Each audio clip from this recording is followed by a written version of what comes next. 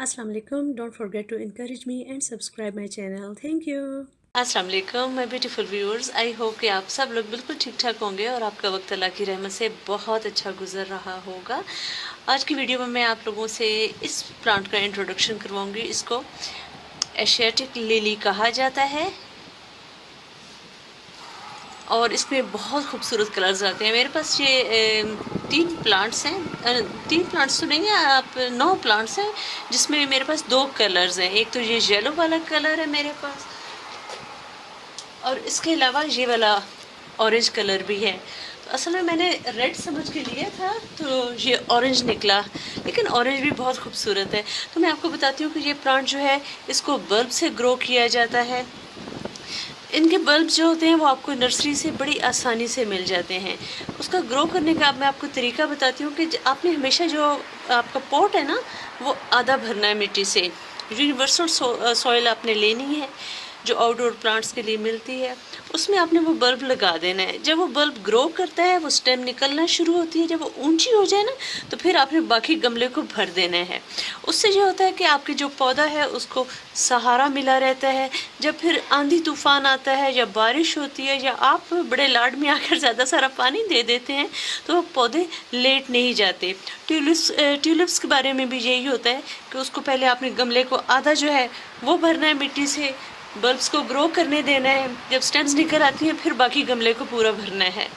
अगर आप उसको ग्राउंड में लगाते हैं तो आपने पहले ग्राउंड में से चंद जो है ना 4-5 इंच की मिट्टी निकाल लेनी है, बल्ब्स को लगाना है। जब वो ग्रो हो जाते हैं तो फिर आपने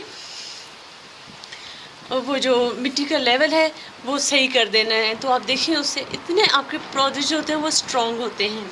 जो एशियाटिक लिली होता है ना, लोग समझते हैं कि इसकी उम्र 1 साल होती है। नहीं, अगर आप केयर करें तो आप 3-4 साल तक इसको बहुत अच्छे तरीके से चला सकते हैं। ये बहार में और गर्मियों में बहुत अच्छे फूल देता है, और इसका जो फूल होता है ये हफ्तों जो है वो इसी तरह रहता है। ये देखें, कुछ कलियां भी हैं बनी हुई और बहुत सारे फूल खिल चुके हैं, और आपको ये नज़र आ रहा होगा ये बिल्कुल खिल चुके हैं। अब इसकी ये पत्तियाँ जो है ना ये गिर रही हैं। तो इसको अब अगले साल में हम कैसे एंजॉय कर सकते हैं वो मैं आपको बताती हूँ। ये पौधा मेरा पिछले साल का है, और पिछले साल इसने जब फूल दिए उसके बाद ये हुआ कि इसके जो है ना पत्ते वो झड़ गए, पत्तियाँ झड़ गई। और उसके बाद ये इंस्ट्रक्शंस जो मुझे मिली थी, इसके बारे में इंफॉर्मेशन थी, वो ये थी कि इसको आप फिर भी ना पानी देते रहें। जो आप लिक्विड फर्टिलाइज़र होती है वो भी आप इसको देते रहें। ये प्लांट फिर ऐसा ऐसा आप देखेंगे इसकी पत्तियां गिरना शुरू हो जाएंगी। फूल तो पहले गिर चुके होंगे, जो समझे अक्टूबर नवंबर दिसंबर यानी ख़ज़ां का जो महीना होता है। उसके बाद ये पत्तियां जो है ना ये भी ऐसा ऐसा येलो होकर झड़ना शुरू हो जाएंगी। लेकिन आप फिर भी इसको रूटीन के मुताबिक पानी देते रहा करें। उसकी वजह ये होती है कि जो इसका बल्ब होते हैं ना, जो ज़मीन में मिट्टी के अंदर होते हैं, वो न्यूट्रिशन जो होती हैं उसको सेव कर रहे होते हैं। उसका ये फ़ायदा होता है कि आपके पास बड़े अच्छे न्यूट्रिशन से भरपूर बड़े हेल्दी किस्म के बल्ब्स जो हैं वो रेडी हो जाते हैं। तो जब आपकी पूरी ये स्टेम जो है वो पूरी सूख जाती है, उसके पत्ते झड़ जाते हैं, तो फिर आपने ये करना है कि तकरीबन 2 इंच का फासला रखकर, तकरीबन 2 इंच का आप ये या 1.5 इंच का रखकर आपने उसको काट देना है। वो बिल्कुल खुश्क हो चुका होगा तो आपके पास वो बल्ब्स रेडी होंगे। आप उनको सॉइल से बाहर निकाल कर मज़ीद खुश्क करके धूप में आप उनको एयर टाइट पैकिंग में भी रख सकते हैं। या ये भी हो सकता है कि आप मेरी तरह उसको गमले में रखा रहने दें और जो पॉट्स हैं उनको किसी खुश्क जगह पे रख दें। जब मुकम्मल तौर पे आपके वो स्टेम खुश्क हो चुकी है, बल्ब खुश्क हो चुका है, मिट्टी खुश्क हो चुकी है, फिर उसको पानी ना दें, क्योंकि वो जो है वो इसका जो बल्ब होता है उसको गला सकता है। लेकिन जब नया साल शुरू होता है फरवरी के महीने में आप दोबारा हल्का सा उसको पानी दें, उसको सनलाइट में रखना शुरू करें, तो आप देखें इतना तेज़ी से उसकी शूट्स निकलेंगी। और वो अमूमन ये होता है कि जैसे ये तो एक स्टेम है ना, ये देखें, तो जब हमने उसको काटा उसमें से फिर 2-3 स्टेम्स जो हैं वो निकलेंगी और आपका पौधा इतना हेल्दी और खुशगवार रहेगा। थोड़ी सी बात करती हूँ कि इस पे वो जो है जो होते हैं क्या कहते हैं उसको, जो हशरात होते हैं हमला करते हैं। तो मैं आपको बताती हूँ, मैं नीदरलैंड्स में रहती हूँ, जहाँ पर हल्के फुल्के जो हैं हशरात वो हमला करते हैं, ज़्यादा करते नहीं है, क्योंकि ठंडा इलाका है तो सर्दी होती है, तो बेचारे सर्दी से ही परेशान होते हैं हशरात, उन्होंने पौधों पे क्या हमला करना है।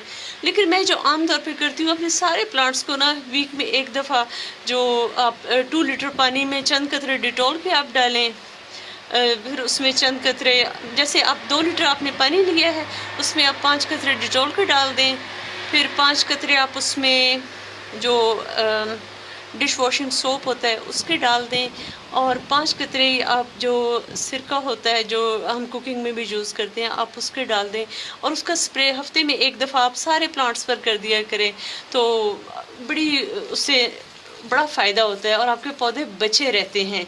तो जहाँ तक गर्म इलाकों की बात है, मुझे पता है कि एशियाटिक लिली के जो लीव्स होते हैं इसको वो कीड़े वगैरह खाना शुरू हो जाते हैं, तो आपने ये ख्याल रखना है कि इसको वक्त पे बचा लें, क्योंकि पौधा है बहुत नाजुक सा, ठीक है। इसको आपने फर्टिलाइज़र जो है गर्मियों के महीने में आपने इसको वीकली लिक्विड फर्टिलाइज़र देनी है, ये उससे बहुत ज़्यादा खुश होता है। ऑर्गेनिक फर्टिलाइज़र जैसे काऊ डंग वगैरह है उसके बारे में मुझे इन्फॉर्मेशन नहीं है, मैं लिक्विड फर्टिलाइज़र यूज़ करती हूँ और हमेशा बहुत थोड़ी मिकदार में यूज़ करती हूँ। जैसे अगर कहा गया है कि आपने एक मिकदार दी गई है कि आपने वो 4 लीटर्स में यूज़ करनी है, तो मैं उसको 6-7 लीटर्स में यूज़ करती हूँ, लेकिन यूज़ मैं वीकली करती हूँ, जिसकी वजह से मेरे पौधे बहुत हेल्दी रहते हैं, राइट। तो दोस्तों ये मेरे पास इन्फॉर्मेशन थी एशियाटिक लिली के बारे में।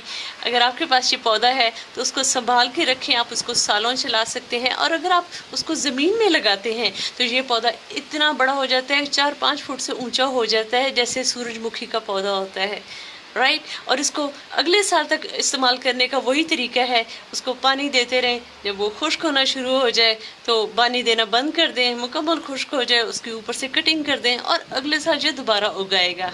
ओके, सो दोस्तों मैं उम्मीद करती हूँ आपको ये वीडियो बहुत इन्फॉर्मेटिव लगी होगी, और अगर आपको इससे कुछ फ़ायदा पहुँचा हो तो please remember me and my sweet family in your precious prayers. Take care and Allah हाफिज़।